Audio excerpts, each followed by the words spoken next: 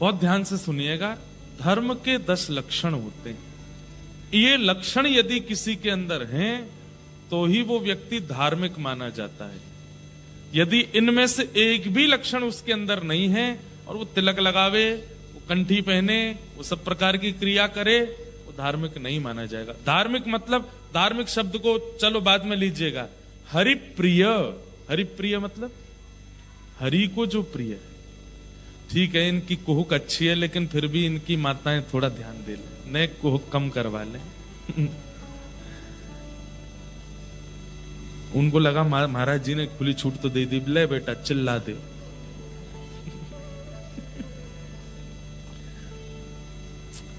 तो बहुत ध्यान से सुनिएगा, ये धार्मिक व्यक्ति के, और ऐसा कह दें कि हरिप्रिय, हरि को जो प्रिय हैं, उनके 10 लक्षण हैं। ये लक्षण यदि आपके अंदर हैं तो ही आप ठाकुर जी के प्रिय माने। देखो, ठाकुर जी सबके प्रिय हैं। नास्तिक व्यक्ति भी कम से कम ओ माय गॉड तो बोलता ही है। ठाकुर जी सबके प्रिय हैं, पर ठाकुर जी का प्रिय कौन है? जिसमें ये 10 लक्षण विद्यमान है, वो ठाकुर जी का प्रिय है। कुछ मत कीजिए, बस ये 10 स्वभाव अपने चित्त में लाना। और देखिए, 10 एक साथ नहीं आएंगे, ट्राई करो। एक महीने में एक स्वभाव आना चाहिए, दूसरे महीने में फिर दूसरा स्वभाव आना चाहिए, तीसरे महीने में तीसरा आवे।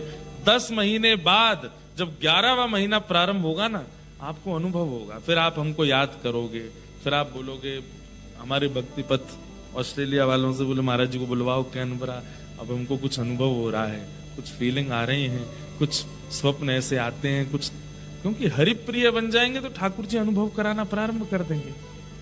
इसलिए 10 लक्षण बहुत ध्यान से सुनो। धृति क्षमा दमुस्तेयम शौच इंद्रिय निग्रहम्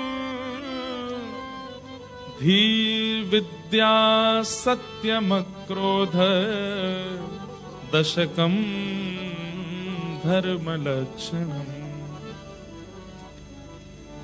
ये 10 लक्षण, इन्हीं 10 पे हम बात करेंगे। इन्हीं के बीच में कोई भक्त चरित्र, व्रज की लीला, जो भी आएगा मन में सुनाएंगे आप। फोन के नोट्स में लिख लीजिएगा। सबसे पहला लक्षण धृति, यानी कि धैर्य, सहनशीलता, जो कि दूर दूर तक नहीं है हमारे अंदर। पेशेंस, कितने इम्पेशेंस हैं हम लोग। किसी का पेशेंस लेवल चेक करना हो तो उसके अवगुण बता दो, उसको उसकी कमियां बता दो। कोई कितना भी बढ़िया व्यक्ति क्यों ना हो, ठीक है, पार्लियामेंट में उसकी पूंछ है, यहाँ के एमपी से उसकी जानकारी है, बड़े बड़े जो है ऑस्ट्रेलियन गवर्नमेंट के लोग उससे मिलते रहते हैं, उस पर इतना बड़ा बंगला है, गाड़ी है, सब कुछ है, सारे गुणों से युक्त व्यक्ति ऐसा दिखाएगा, मेरा तो बहुत सिस्टमेटिक जीवन जीता हूं, मैं सुबह 6 बजे उठ जाता हूं, उसके बाद मेडिटेशन करता हूं, योगा करता हूं, ध्यान करने के बाद में फिर मैं स्नान वगैरह करके फिर मैं सूप पीता हूं, ऐसे अल्प भोजन करता हूं, मिलेट्स खाता हूं, गेहूं तो मैं छूता ही नहीं हूं। कई लोग, मैं ऐसे मिलता हूं ना लोगों से। उसके बाद मेरा नियम है, मैं लेदर की चीजें नहीं पहनता, मैं कपड़े के वस्त्र, वो चप्पल पहनता हूं, जूते पहनता हूं, आदि आदि सब कुछ बताएगा। इतना अपने आप को पेशेंस युक्त उसने बता दिया। आपको केवल उसका एक अवगुण उसकी पत्नी से पूछ लो, या उसके किसी मित्र से कहीं से उसका एक अवगुण पता। क्योंकि इस संसार में चाहे महाराज जी हो, चाहे विधाता हो, चाहे कोई भी हो, परमात्मा के अलावा ब्रह्मा से लेकर के चैंटी तक एक भी ऐसा नहीं है जिसमें कोई अवगुण ना हो। सबके अंदर अवगुण है। और जैसे ही व्यक्ति आपका अवगुण आपके सामने बताता है, तुरंत पेशेंस लेवल चेक हो जाता है, कैसा पेशेंस है। भैया बहुत अच्छी बात है, तुम सब कुछ है, लेकिन पता नहीं क्यों हमको तुम्हारे मुख से ना बड़ी चतुराई दिखते, चतुर हो तुम भीतर से, थोड़े चंट चालू से लगते हो हमको। स्पष्ट बोल। कई लोग होते हैं ना, हम तो जो होता मुंह पे बोल देते हैं। ऐसे लोग कभी किसी की सच्चाई बता दो, तुम तो ऐसे दिखते हो हमको, चेहरे का रंग बदल जाएगा, कहने का ढंग बदल जाएगा, मुखमंडल पे जितना ग्लो था ना सब लाल पड़ जाएगा। मेरी सच्चाई कैसे बता दी? पेशेंस का मतलब ये नहीं होता कि आप सह रहे हैं, कोई आपको सुना रहा है आप सह रहे हैं, भूख लग रही है भोजन नहीं मिल रहा आप सह रहे हैं। पेशेंस का मतलब होता है कोई आपके अवगुण बोल जाए और आप नेत्र बंद करके स्वीकार करके उस अवगुण को मान लें कि हाँ ये अवगुण मुझ में है और मुझे इस पर काम करना है। ये पेशेंस होता है। पेशेंस का मतलब स्थिरता नहीं होती, वह भी है पर वो करना इतना मुश्किल नहीं है। धृति, पेशेंस, ये पहला लक्षण है।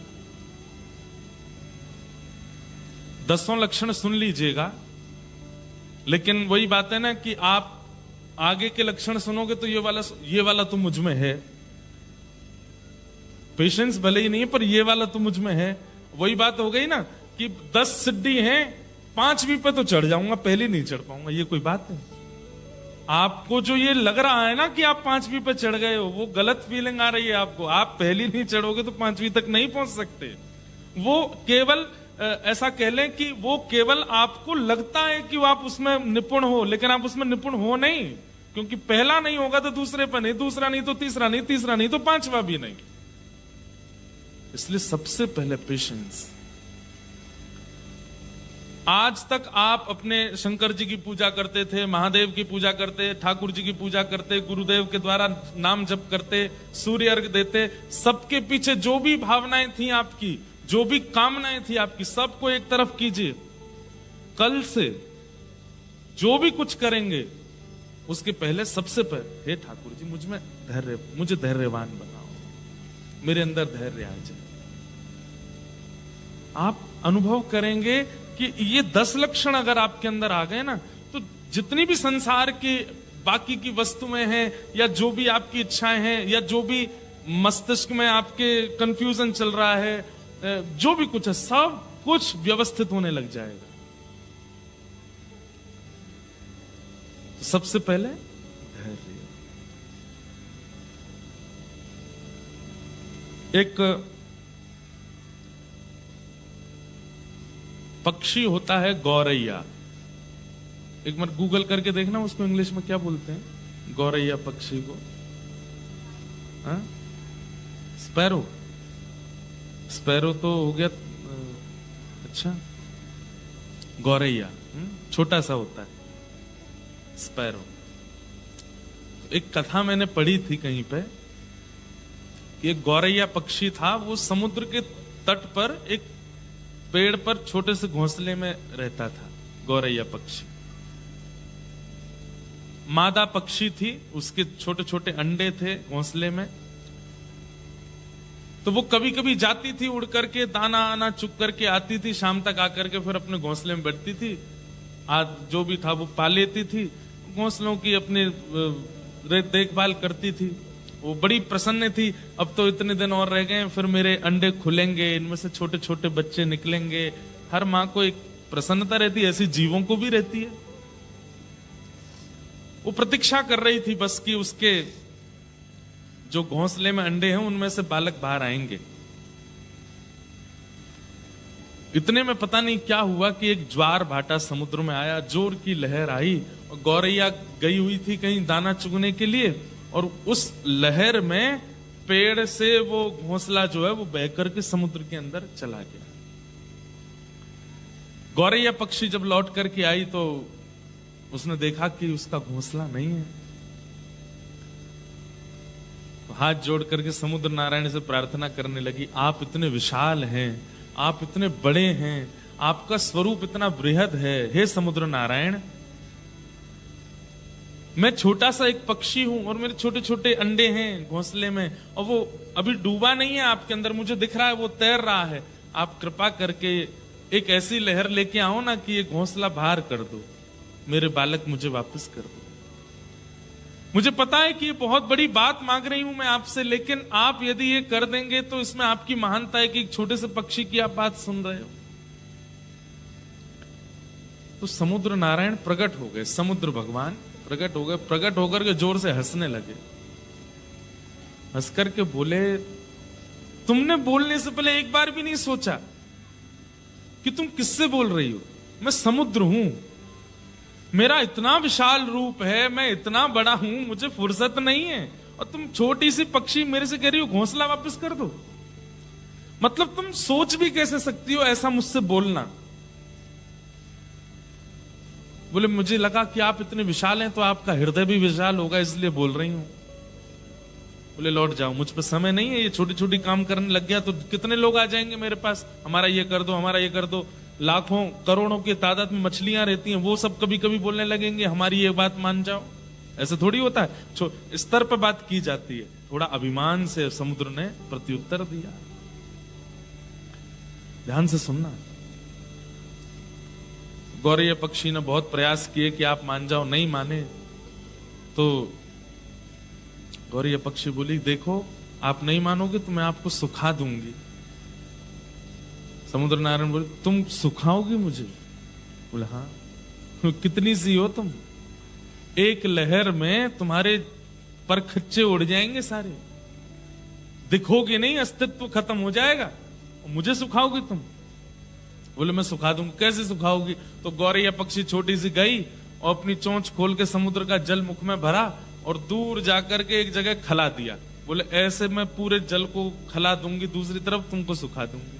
समुद्र बोले, वाह, बहुत बढ़िया, करो, लगो। समुद्र नारायण तो हंस करके चले गए, लेकिन वो गौरैया पक्षी लगी, मुख में जल भरे, दूर फेंके, फिर भरे, फिर फेंके, फिर भरे, फिर फेंके। उसको देख करके दो चार गौरैया पक्षी और लगे। बोले, बताओ, ये इतनी सी है, समुद्र को कम करने के लिए इसने ये बेड़ा उठाया, हो नहीं सकता, हम जानते हैं, पर ये कर तो रही है फिर भी। और धैर्यता के साथ सब लगे हैं कार्य को करने में। गौरैया पक्षियों को देख करके अन्य पक्षी प्रजातियों ने सोचा, जब ये लग रहे हैं तो हम क्यों नहीं लगे? तोते भी आ गए, साथ में कोयल भी आ गए, कौवे भी आ गए, जितनी पक्षियों की प्रजाति, सबके मन में आया कि समुद्र सूख तो नहीं सकता, पर ये गौरैया जब हार नहीं मान रही है, इतने धैर्यवंत होकर के कर रही है, तो हम क्यों ना इसकी सहायता करें। सब लोग लग गए। देखते ही देखते पृथ्वी पर जितनी पक्षियों की प्रजाति है, सब एक साथ इकट्ठे हो गए और किलोमीटरों अंदर तक समुद्र में केवल पक्षी ही पक्षी हैं।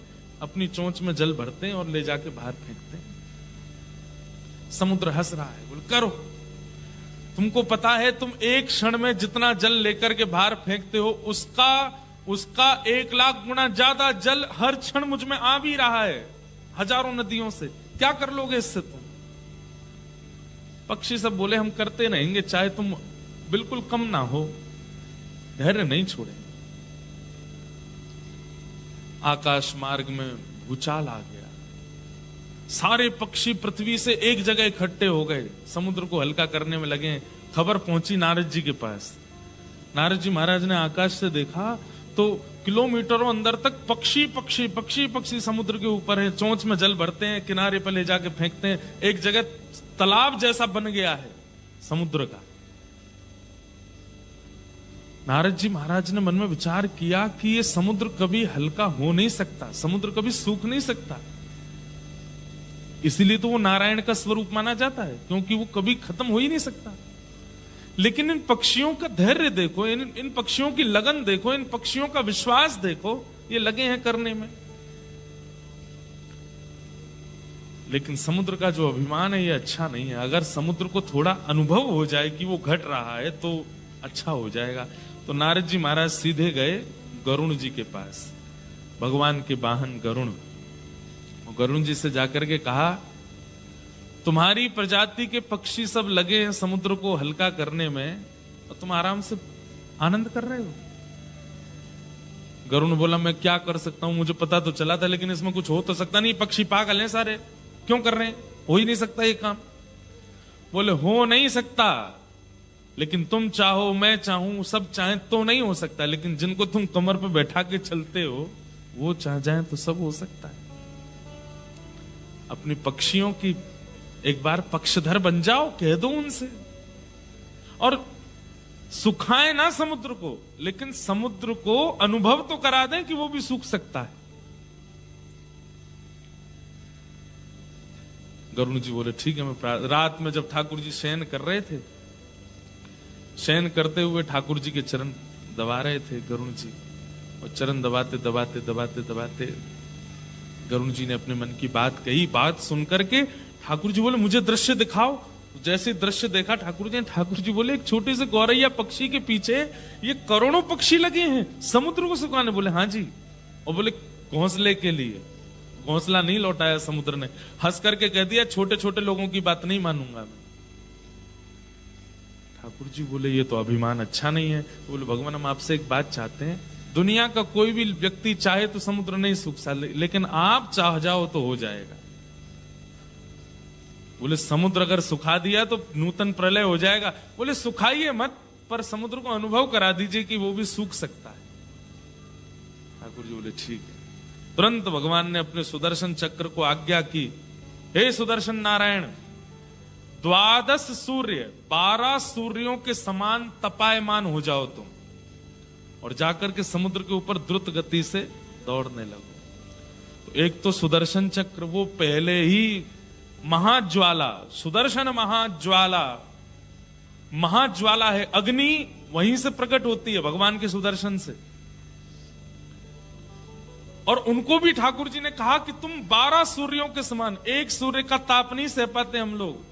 और आपके ऑस्ट्रेलिया में तो वैसे ही बताते हैं कि यहाँ ओजोन लेयर में कुछ है डिफेक्ट।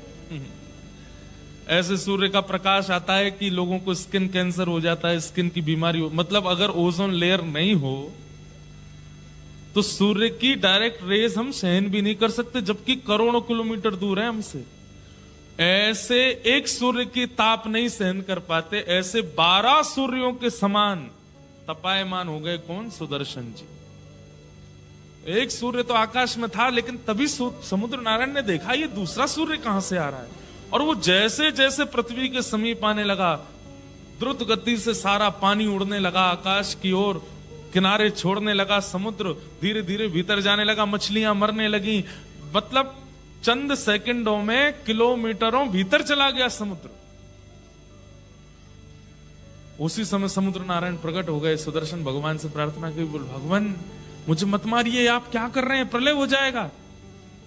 बोले तुमने अभिमान कैसे किया कि तुमको कोई सुखा नहीं सकता। बोले आपको किसने भेजा? बोले मुझे भगवान ने भेजा। बोले किसकी सहायता के लिए भेजा? बोले गौरैया की सहायता के लिए भेजा, तुमको सुखाने की आज्ञा की। अरे भगवान मुझे मत सुखाइए, आज्ञा कीजिए, आज के बाद ऐसा मान नहीं करूंगा, मुझे क्या सेवा करनी है। बोले घोंसला ले जा करके सप्रेम सहर्ष गौरैया को दे दो। वही विशाल समुद्र छोटे से घोंसले को लेकर के आए और गौरैया के चरणों में धर दिया। एक छोटी सी गौरैया के लिए समुद्र सूखने की स्थिति में आ गया। किसके प्रभाव से? केवल धैर्य, धैर्य की ताकत। बंधुओं, आज की तारीख में वही धैर्य शून्य के समान है हमारे चित्त में।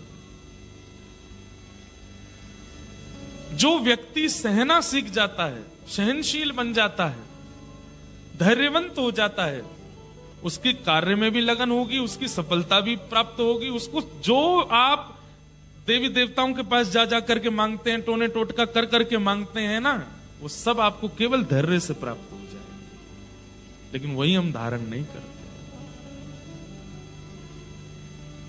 धैर्य धारण करो। धत्ते धैर्यम तु यो धीमन, श्रीमद् भागवत जी में आज्ञा करते हैं कि धैर्य धारण करो। तो हरिप्रिय यदि बनना है, तो हरिप्रिय बनने के लिए जो 10 लक्षण हैं, उनमें सबसे पहला लक्षण क्या है? धैर्य is equal to patience.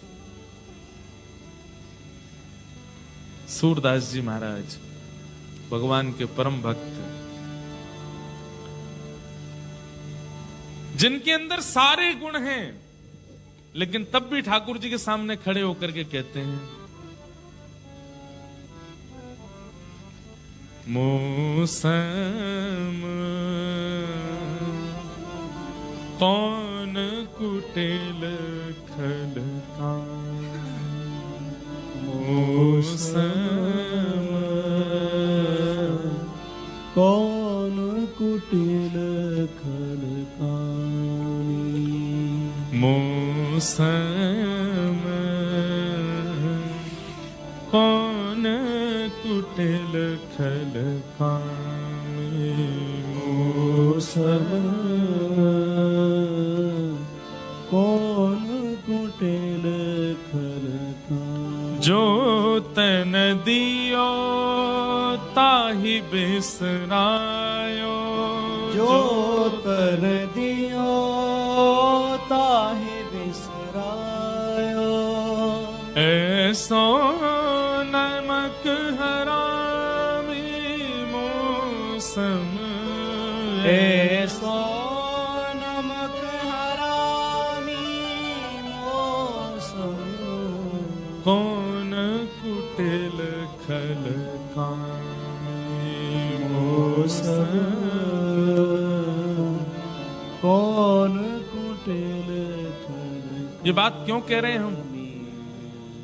Surdas जी जैसा कोई कामी, अरे काम उनको स्पर्श नहीं करता दूर दूर तक, कुटिलता दूर दूर तक नहीं है सूरदास जी में, लेकिन फिर भी वो स्वीकार करते हैं कि मैं कुटिल हूं, मैं कामी हूं, मैं क्रोधी हूं, मैं लोभी हूं, और हम सब हैं, फिर भी स्वीकार नहीं करते। हमारे अंदर सारे अवगुण हैं। कथा में जब वक्ता बताते हैं ना कामी व्यक्ति के लक्षण, क्रोधी के लक्षण, तो लोग बाग चर्चा करते हैं, ये हमारे पड़ोस में एक रहता, उसमें ऐसा ही है, वो ऐसा ही है, हमारे एक दूर के फूफा जी हैं, उनमें यही वाला लक्षण है, और तुम में, हम तो परम पवित्रम, हम में कुछ नहीं। भैया जैसे रोज शीशा देखते हैं ना, तो शीशा में अपने आप को देख करके अपने बाल ठीक कर लेते हैं, अपनी आंखें ठीक कर लेते हैं, अपने गाल ठीक कर लेते हैं, अपने वस्त्र ठीक कर लेते हैं, फिर हम निकलते हैं। ऐसे ही ये सत्संग जो है ना, ये कथा जो है ना, ये गुरुवाणी जो है ना, ये क्या है? ये दर्पण है, ये आपके अंदर की स्थिति दिखाती है। यहां देख करके स्वीकार किया करो और उसमें परिवर्तन करने की इच्छा लाया करो। तो हरि प्रिय यदि बनना है, ठाकुर जी का प्रिय यदि बनना है, तो सबसे पहला लक्षण क्या है? धैर्य। किसमें धैर्य नहीं था? मुझे एक नाम बता दीजिए आप कि इसने बिल्कुल धैर्य नहीं था और इसको ठाकुर जी मिल गए। मीराबाई। कितनी प्रतीक्षा की मीराबाई ने, पता है आपको? कल ही मैं बता रहा था सिडनी में, एक दिन प्रतीक्षा करी, 1 महीना, 1 साल, 1 जन्म, 2 जन्म नहीं, 1 युग। कितने? 1 युग। द्वापर में ठाकुर जी ने कहा था कि मैं तुमको मिलूंगा, जब ये माधवी नाम की गोपी थी। और कब जाके मिले ठाकुर जी? कलयुग में, जब ये मीरा बन करके है, तब ठाकुर जी मिले। 1 युग तक ठाकुर जी ने प्रतीक्षा करवाई, और प्रतीक्षा वही कर सकता है जिसमें धैर्य हो। सबरी के गुरुजी चरण दबा रही थी। सबरी अपने गुरुदेव से कहती है कि मुझे सबने तुच्छ ही समझा, मुझे आज तक सबने बुरा भला ही कहा गुरुदेव, तो अब तो मुझे ऐसा लगने लगा है कि जो लोग मेरे बारे में बोलते हैं मैं वैसी ही हूं क्या? मुझे कभी ठाकुर जी नहीं मिलेंगे। गुरुदेव कह गए थे, बोले सबरी तू बस प्रतीक्षा कर, ठाकुर जी मिलेंगे। बंधुओं, कितने साल प्रतीक्षा की सबरी ने। हम आप सब लोग तो प्रतीक्षा ही नहीं कर पाते। इस बार हम एडिलेड नहीं जा पाए। एडिलेड से इतने फोन आए, मेरे को लगता है मेलबर्न, सिडनी, सब जगह के फेल हो जाते, इतने वैष्णव हैं एडिलेड में। एक ज्यादातर सिडनी आ गए, मेलबर्न आ गए लोग कथा सुनने एडिलेड से। तो एक व्यक्ति मुझसे आके बोला, महाराज जी अगले साल आओगे ना? मैंने कहा हाँ देखेंगे गिरधर। अगली साल अगर आप नहीं आए तो मैं मैं वचन ले लूंगा, मैंने क्या आपकी कथा ही सुनना बंद कर दूंगा, क्योंकि सुनेंगे तो तड़पेंगे और आप आओगे नहीं। तो मैंने कि भाई तू 1 साल में इतनी हो जाएगी तेरी स्थिति। सबरी को तो छोड़ देने चाहिए थे राम जी। राम जी ने 500 साल लगाए सबरी को दर्शन देने में, और इतने दिन तक हर दिन एवरी डे, 2-3 दिन नहीं, एवरी डे। सबरी का नियम क्या है? रोज जाती है और वन से जाके पुष्प तोड़ के लाती है। हर दिन उस मार्ग को सजाती है जहां से राम जी को आना है। हर दिन खिचड़ी बनाती है, हर दिन हलवा बनाती है, हर दिन रोटी बनाती है, और बना करके सब कुछ तैयारियां करके प्रतीक्षा करती है, आ रहे होंगे। और जैसी संध्या हो जाती है, राम जी नहीं आते, झाड़ू से सारे पुष्पों को बीन लेती है। जो सामग्री बना के लाई उसको संतों में बांटे आती है, कुछ वंचर जीवों को खिला देती है, जो बचता है स्वयं पा लेती है। और फिर रात में सब व्यवस्थित करके आएंगे, कल आएंगे ठाकुर जी, सो जाती है। फिर अगले दिन प्रतीक्षा करती। हम में धैर्य है कहां? आज ठाकुर जी मिलते क्यों नहीं है हम लोगों को? क्योंकि धैर्य नहीं है। अब भी चाहिए। हनुमान चालीसा बोली तो अभी मेरा सिर दर्द ठीक होना चाहिए। अभी अभी मैंने गुरु दीक्षा ली है, मुझ पर अभी ही कृपा होनी चाहिए। भाई हम लोग क्या है, एलोपैथी के इतने ज्यादा अधीन हो गए कि इंजेक्शन लगते ही असर होना चाहिए। तिलक लगा लिया, वृंदावन हुआ है, दर्शन कर आए, अब तो हमारे जीवन में सुखी सुख होना चाहिए, फिर भी दुख आ रहा है। वृंदावन हुआ है, वापस लौट करके ऑस्ट्रेलिया आए, एयरपोर्ट से जैसे ही आ रहे थे, सामान उतारने में और फ्रैक्चर आ गया पैर में। मैंने कोई अपराध कर दिया, श्री जी नाराज हो गई मुझ पर। इतनी जल्दी डिसीजन ले लिया आपने। धैर्य नहीं है हमारे चित्त में। एक बहुत सुंदर पद है, गाएं? आप लोगों को गाना पड़ेगा, भजन नहीं है, पद है, बहुत प्यारा पद है। जामग मेरो गिरधर आवे, जामग मेरो गिरधर आवे, पलकन सोमग झाड़ू मेरे, पलकन सोमग झाड़ू। समझ में आ रहा है? ब्रज भाषा में है, पलकन सो मग झाड़ू।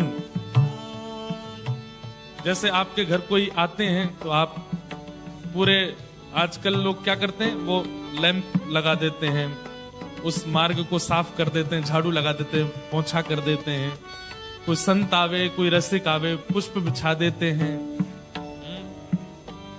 बहारों फूल बरसाओ मेरा महबूबा है। बारात जब जाती है तब भारत में देखने लायक मंजर होता है। दुल्हा जब घोड़ी पर बैठ करके जाता है, सेहरा वेरा बांध करके, क्या कैसा भी हो बेचारा, काना भेड़ा काला जैसा भी हो, लेकिन जब बारात निकलती है तो देखो क्या चारों तरफ लैंप चल रही हैं, वो क्या बोलते हैं, अनार दाने फूट रहे हैं। उसकी सालियां काले कलूटे जीजाजी के लिए गा रही हैं, खूब बढ़िया बढ़िया, अरे हमारे जीजाजी ऐसे हैं। अब कोई काला व्यक्ति बुरा नहीं मानना, हमारे ठाकुर जी कारे हैं, श्री कृष्ण भी तो कारे हैं। एक बात याद आई, जब रुक्मणी जी का ठाकुर जी से विवाह होना था ना, तो ठाकुर जी तो पहले हरण करके ले गए रुक्मणी जी को। तो रुक्मणी जी ने पहले ही बता दिया था ठाकुर जी को, जब बाद में सुलह हो गई कि नहीं हम बारात लेके आएंगे, विधिवत विवाह करेंगे, ये भागदौड़ करके विवाह नहीं होगा। तो रुक्मणी जी बोली, आप बारात लेके कौंडिन्यपुर आ तो जाइएगा, लेकिन कोई उम्मीद मत रखिएगा। क्यों? हमारे कौंडिन्यपुर में आपको कोई पसंद नहीं करता। ठाकुर जी से बोले, क्यों? बोले सब मुझे यही बोलते रहते हैं, बोले तुमने कैसे से ब्याह कर रही हो, काला दूसरी बात कहते हैं कैसे से ब्याह कर रही हो, 3 जगह से टेढ़ा। अरे भाई कम से कम सुंदर नहीं है तो सीधा साधा तो देख लो, हाथ पांव तो टेढ़े मेढ़े नहीं हो उसके, 3 जगह से टेढ़ा है, पैर भी टेढ़े, कमर भी टेढ़ी, सिर भी टेढ़े हैं नहीं ठाकुर जी, पर उनकी आदत है, खड़े ऐसे ही होते हैं वो। और अंतिम बात रुक्मणी जी कहती हैं, हमारे कौंडनपुर में ये भी कहते हैं कम से कम ये तो देख लेती कि माता पिता एक हों, जो 2 माता जी पिताजी इनके। मुकुट धर सांवरे लाला, 2 बापन के जाए, एक द्वारिका में बसे, दूजे गोकुल राय। एक वसुदेव जी, एक नंद बाबा, एक देवकी मैया, यशोदा मैया। हमारे कौंडनपुर में ये भी कहते हैं कि कैसे से ब्याह कर रही हो, धरती पर नहीं रहता, राजाओं के डर के मारे समुद्र के बीच में नगरी बना के रहता द्वारिका। इसलिए आप उम्मीद मत करिएगा कि आपका बहुत स्वागत होगा कौंडनपुर में। आप अपनी तरफ से बढ़िया बारात लेके आना, पर वहां कोई उम्मीद मत रखिएगा। ठाकुर जी ने सारी बात सुनी, बोले ठीक है हम आ रहे हैं, आप जाओ। रुक्मणी जी वापस कौंडनपुर आ गई, ठाकुर जी बारात लेकर के गए। आज ठाकुर जी एक तो सुंदर हैं ही, अब जिसने नहीं देखा वो बोलता है कि काले हैं, टेढ़े हैं, ऐसे, जो देख लेता है फिर वो उन्हीं के गुण गाता है। तो ठाकुर जी आज एक तो हैं सुंदर, ऊपर से दुल्हा बन के गए, सहरा वेरा पहन के गए। तो फिर भी रुक्मणी जी की माता जी ने 2-4 माताओं से कहा, अब देखो अच्छा नहीं लगता, जमाई आ रहे हैं, द्वार पे खड़ी हो जाओ, थोड़ा क्या बोलते हैं उसको जो करते हैं दुल्हा का, नेमचार, क्या बोलते हैं उसको, नेकचार वगैरह कुछ करते हैं ना, स्वागत।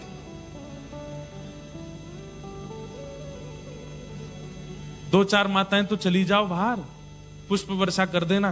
तो जो माताएं बाहर गई ना, वो भी मुरझे हुए फूल लेके गई। बोले कार्य पे क्या डालना है, ऐसे डाल देंगे, अब खाना पूर्ति तो करनी है। मतलब किसी का मन था ही नहीं कि रुक्मणी जी का विवाह कृष्ण से हो। बारात आई, सब यदुवंशी नाच रहे हैं। अब यदुवंशी तो सब सुंदर, लोग बात करें, बोले यदुवंशी तो सब सुंदर हैं, बोले यही सुंदर हैं, वो सुंदर नहीं है, काला है, हमने सुना है काला है, ऐसा है वैसा है। लेकिन जैसे ही ठाकुर जी आए घोड़ी पे बैठ करके, त्रिभुवन कमनम तमाल वर्णम रविकर गौरवरांबरम दधाने वपुललककुला वृताननाब्जम विजय सखेरतिरस्तु मेन वद्य। नियम ऐसा है कि जब बारात आती है तो माताएं गारी गाती हैं, जमाई को गालियां देती हैं, वो सगुन होता है गारी सुनाना। तो गारी गा रही थी बेमन से, तुम ऐसे हो, तुम वैसे हो, आदि आदि। इतने में कहा, अरे बारात आ गई, देखो दुल्हा देख तो लें। अरे कहा देखना उसको, अरे देखो तो एक बार।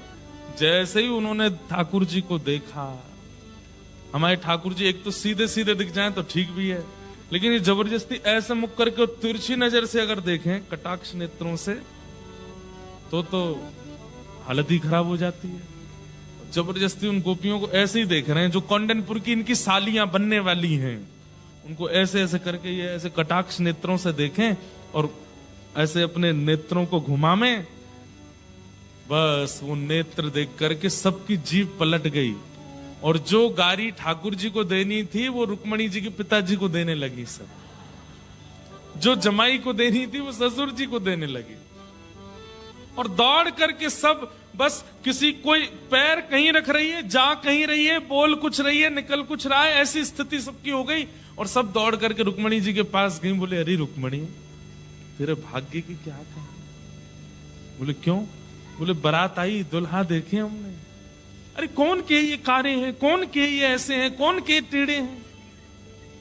अरे ये वैसे कारे नहीं है, ये काले हैं तो ये कृपा है हमारे ऊपर, ये गोरे होते तो प्राणी निकल गए होते इनको देख के। ये सीधे नहीं है, ये कृपा है हमारे ऊपर। ये टेढ़े मेढ़े हैं, त्रिभंग बन करके खड़े हैं, ये लचक लचक के चलते हैं, ये कृपा है। अगर ये सीधे चलते तो गले काट काट करके न्योछावर कर देते इनके ऊपर। हमारे ब्रज में कहते हैं कृष्ण लला तुम होते ललित तो गरे कट जाते करोड़न के।